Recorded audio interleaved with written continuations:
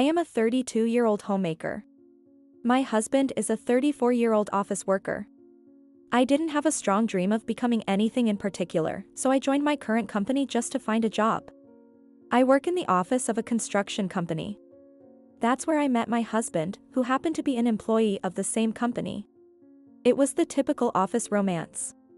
While our interactions were minimal during work, we happened to sit next to each other at a company drinking party, and we hit it off. From there, we started going for drinks after work, went on dates, and naturally began dating. We understood each other's work well, and our relationship was smooth sailing. We were each other's confidants. After 2 years of dating, we got married. When I asked my husband about his parents before getting married, he mentioned that his parents got along so well that they even went on trips together. This reassured me. However, when we went to introduce ourselves before the wedding, I felt something different. For some reason, they were cold towards me. Although we weren't married yet, I faced some hostility and my FIL had to calm things down. When I honestly shared my concerns with my husband, he seemed unconcerned and said, "My mom is just surprised that our family is growing suddenly. Understand, okay?" As evidence, he initially suggested living together. I strongly rejected that idea. Enduring daily mistreatment is unbearable. Eventually, my husband, with a resigned attitude, gave in, and we decided to live separately from his parents. Being an only child, I always envied having siblings. So, when I got married, I wanted to raise more than 2 children. However, in the first year of marriage, both of us were busy with work, and in the little spare time we had, we went on reward trips, leaving no room for having children. By the second year, my husband was promoted, and work became a bit more relaxed. Just when we were thinking about having children, my husband informed me that his parents had been in an accident. Initially, I was concerned about their injuries as we headed to the hospital. Unfortunately, my FIL had a severe head injury and passed away. He had always supported me and looked forward to having grandchildren. It was truly disappointing not to be able to show him our child. Moreover, my MIL suffered significant injuries, requiring hospitalization. In the midst of handling my FIL's funeral and taking care of my MIL, we received troubling news from the doctor. Due to the accident, my MIL's nerves were affected, and she would likely require care in the future. Certainly, her physical injuries were healing, but walking seemed quite challenging for her. Seeing this, my husband said, "Poor mom. Should we consider living together again?" He proposed that once again. I was a bit reluctant, but seeing the extent of this injury, I couldn't help but feel sorry for my MIL. So, reluctantly, I accepted living together. Since I had never taken care of someone before, I struggled with unfamiliar tasks. Moreover, caring for my MIL, not my own parent, added a considerable amount of stress to my own life, I believe. What's worse, it wasn't the caregiving itself, but my MIL's attitude that became a source of stress. I dedicated all my time outside of work to chores and caregiving for my MIL. I don't get weekends off. Even when I have a day off from work, the chores keep coming. Despite taking care of the housework and caregiving for my MIL, thinking it's for her, she only makes comments like, "The food is bad, the room is messy, your clothes stink, are you washing them properly, and you're bad at supporting me, I feel like I'm going to fall." It seems like she has no awareness of receiving care. It got to the point where she even said, "Why did my son marry such a useless wife?" Fed up, I finally snapped and told my husband, "I can't take it anymore. I can't take care of her." In response, he said, "If you don't take care of her, she'll die. If she dies, can you take responsibility?" This husband of mine, for the reason of being busy with work, never participated in caregiving at all. Is he some kind of demon? I thought, but tears wouldn't come. Considering putting my MIL in a facility, my husband suggested, "If we can take care of her at home, isn't that good enough? I'm the one doing the caregiving." From then on, I worked like an emotionless robot. My MIL's condition worsened day by day, and she developed mild dementia. Although it was labeled as mild, the severity varied day by day. On bad days, she started wandering around late at night, and I had days when I couldn't sleep, so I decided to resign at that point. I consulted with my husband, but he said, "Your income is lower, so it's fine if you quit." Why? Even though they're your parents, why leave everything to me? Why? You married into the family, it's only natural for you to handle everything. My opinion wasn't considered. I loved my workplace, and the relationships there were excellent, so quitting was incredibly sad for me. Caregiving must be tough, but I'll help with whatever I can, said my boss and colleagues. We can only listen to you, but we are here for you. I received grateful words from my boss and colleagues. After that, I entered the days of enduring chores, caregiving, and mistreatment from my MIL 24/7. As dementia progressed, she became more demanding. If I made what she wanted for lunch in the evening, she'd often say, "I won't eat this. Make something else."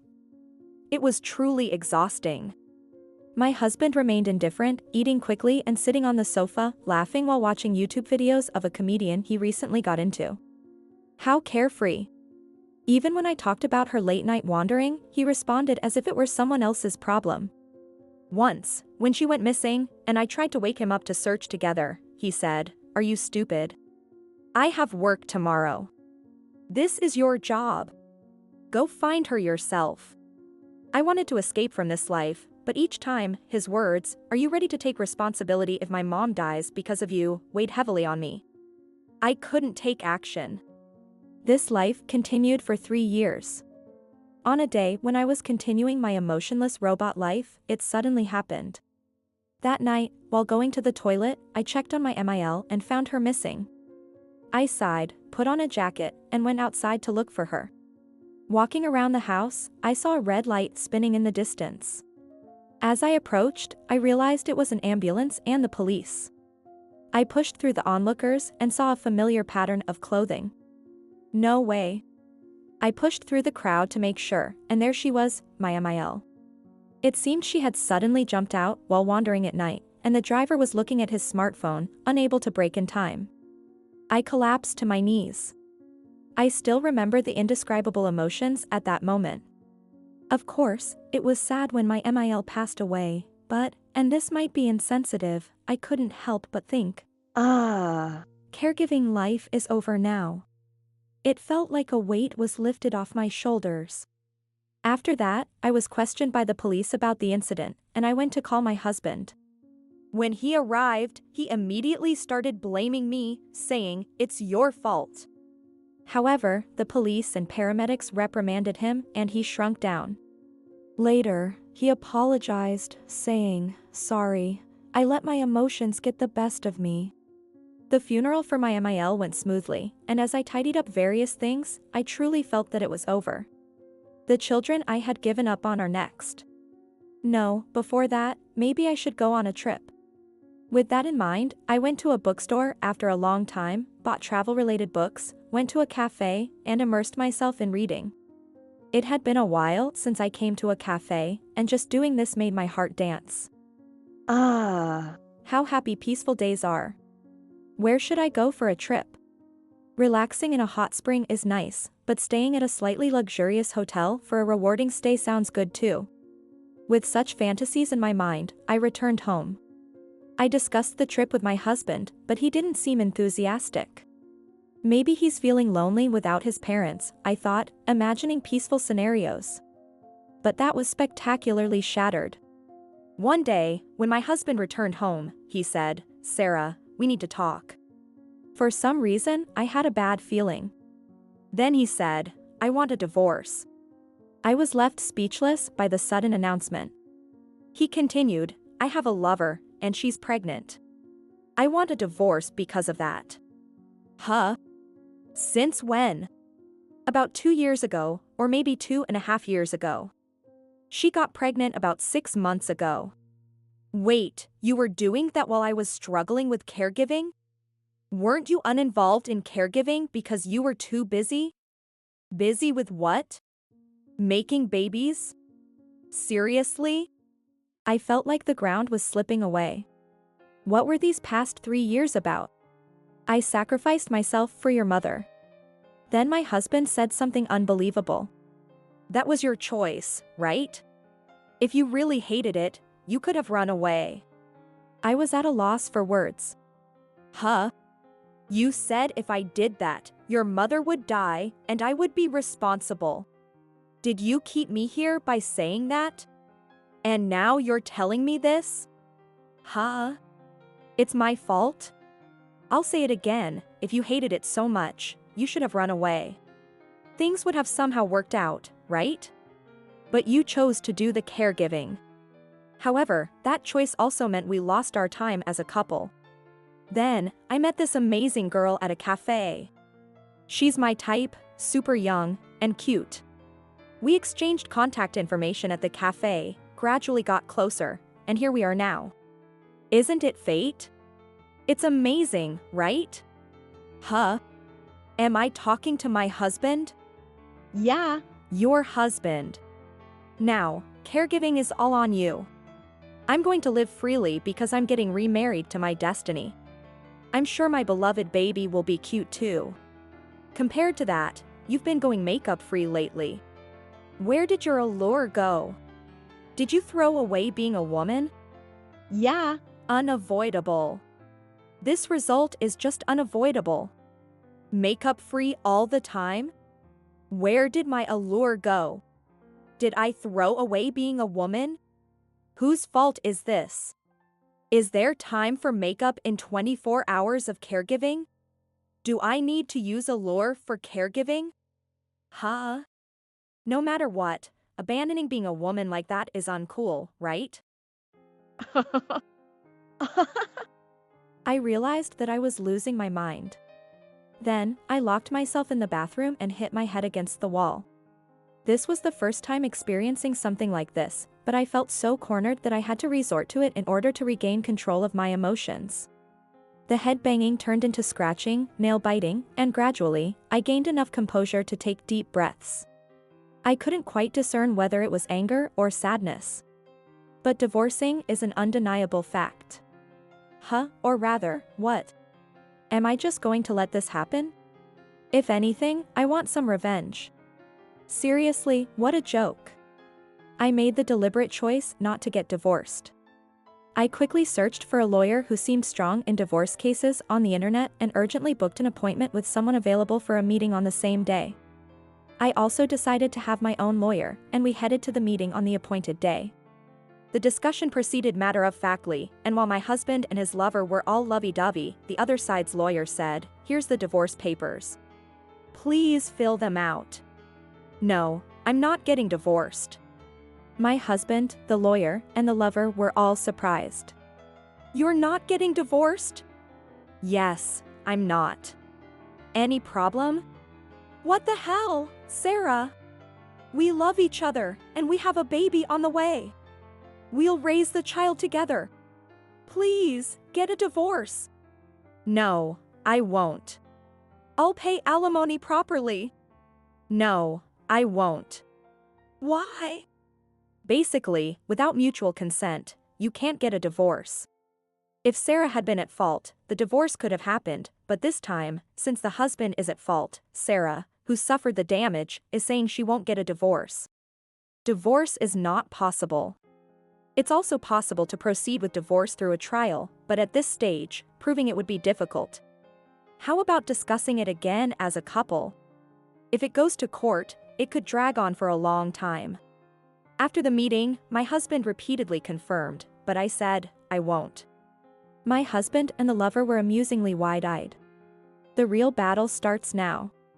If the separation continues, it will become a condition for divorce. So, I have to make my husband come back home instead of staying with his lover. I decided to contact people from my previous workplace, in other words, my husband's workplace. Many people at my husband's workplace are unmarried, and a lot of them love drinking. So, they often have drinking parties. Taking advantage of that, I said, since the caregiving for my MIL is over, and I've been lonely without talking to anyone, would you like to have a drink with everyone, including those who know my husband, at home? Of course, everyone with a light foot readily agreed. My boss said, is it a chance to see your face after a long time? We'll all go. I was genuinely happy to hear that from my boss. In other words, this is a strategy to turn our home into a gathering place. If they find out about my husband's lover and her pregnancy, it will be awkward, and he won't be able to stay at the company. Then, his entire career will be ruined. Therefore, he has no choice but to come back. At this time, the lover was about to enter the last month of pregnancy.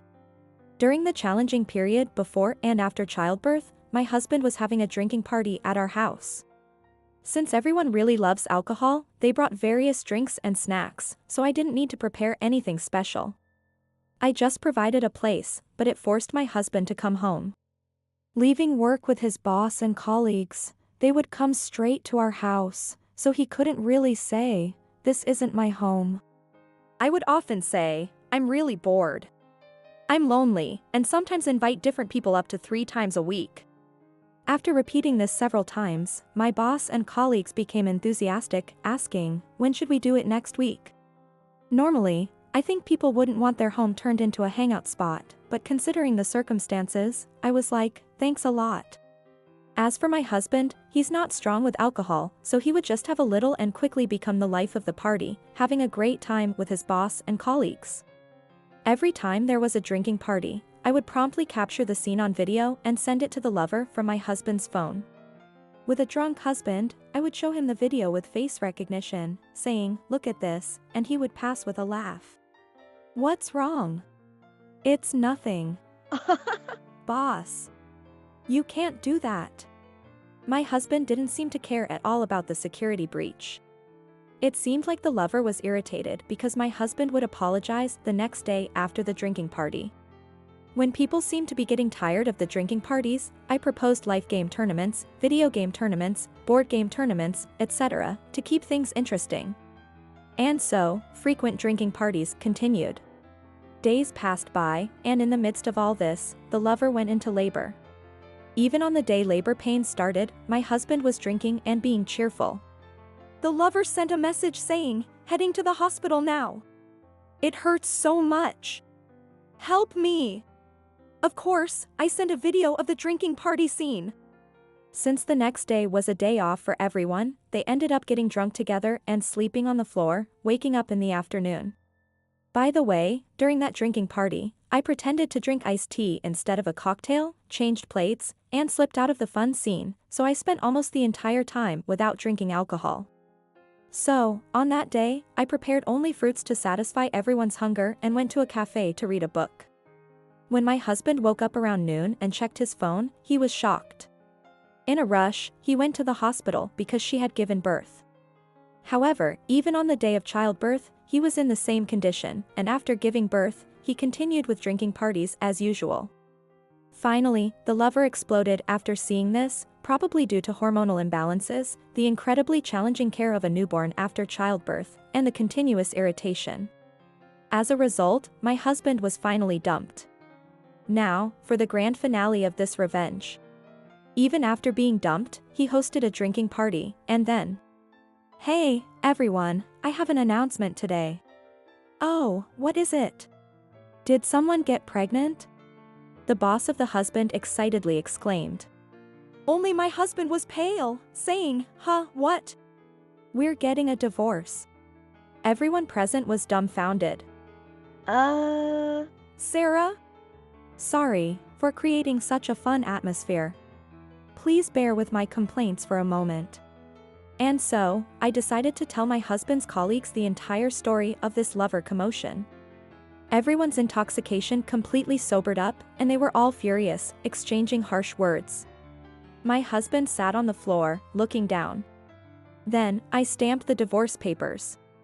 Since it was my husband's fault, I decided to receive a lot of alimony from him and the lover. Since their relationship lasted for over 2 years, I was able to get a considerable amount. Since the lover said, "I'm not involved with him anymore." Why? I sent a document summarizing the facts of this incident to the company where the lover works, using it as proof of the situation. As a result, rumors about the lover spread rapidly at her workplace, leading to her resignation. She apologized sincerely and even paid a substantial amount in compensation.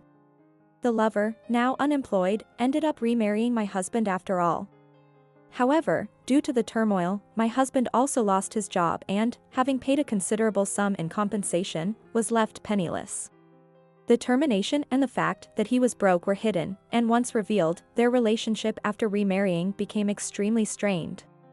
And would you believe it? My husband got involved in another affair or not. I don't know the truth since I heard about his subsequent actions from his colleagues. As for me, I decided to calm down and return to my parents' house. It was a tumultuous period, but while strolling through the city, fate had a surprise in store for me. Yes, it was my beloved dog. Now, I find solace in this little one every day. I named him after an idol I was a fan of before marriage, and every day, I call that name with a grin. Well, it seems like remarriage is out of the question for a while.